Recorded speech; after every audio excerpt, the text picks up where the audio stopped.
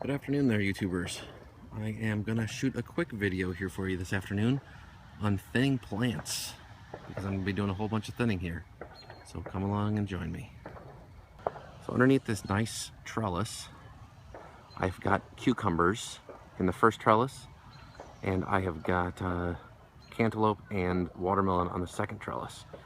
And as you can see, there are far too many cucumber plants growing. I direct seeded these. I usually like to start things indoors, but I just did not have time this year. And so I overseeded heavily, knowing that I would thin out. Now I know thinning out is a hard thing for a lot of people, and they resist thinning out, but I'm gonna do it with you today, and hopefully you will make the good decision to thin your plants so that you'll have better productivity as well. So over here, in this area, this is actually cucumbers that I saved the seeds from last year. So there's a large point of pride here in the fact that these all came up so well, because it's the first time that I've ever saved seeds before, so that was a really great thing. And as you can see, I overplanted it quite a bit because I wasn't sure if they were going to come up. So they all, looks like the germination rate was actually fantastic. And so what I've got to do here is actually snip out a bunch and keep maybe 3 of these plants. That's still going to be way too tight realistically, but I don't want to get rid of everything right off the bat. I'm going to do like a first thinning now, and then keep the strongest, and then later if it starts to, in case I lose one, I'm covered. So I've gone ahead and thinned these down to 5 plants at this point. I've got one more hidden back there that I'll have to take down, but I got 4 over here, and then as they grow up, I took into account spacing. So this one's all the way over here, and I got one in the middle, and then I got 2 on one edge. So that's going to give me some room to play with as they're coming up. So I'm going to go ahead and take care of the rest of these cucumbers, and then I'll show you how it looks.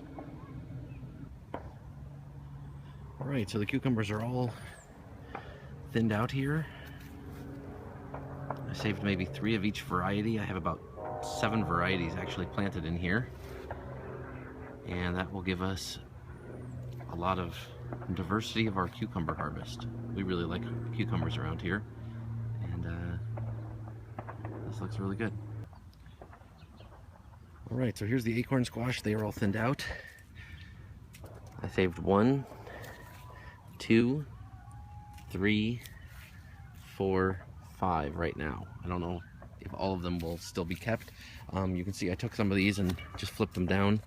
I did that with a lot of them because we have these tiny little lamb's quarter weeds, and they will act as a really nice mulch as they break down. So all those are thinned out. Same with all the squash over here.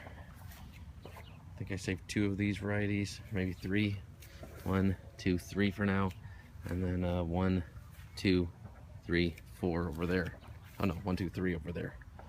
Then over here we've got 1, 2, 3, 4 at this point.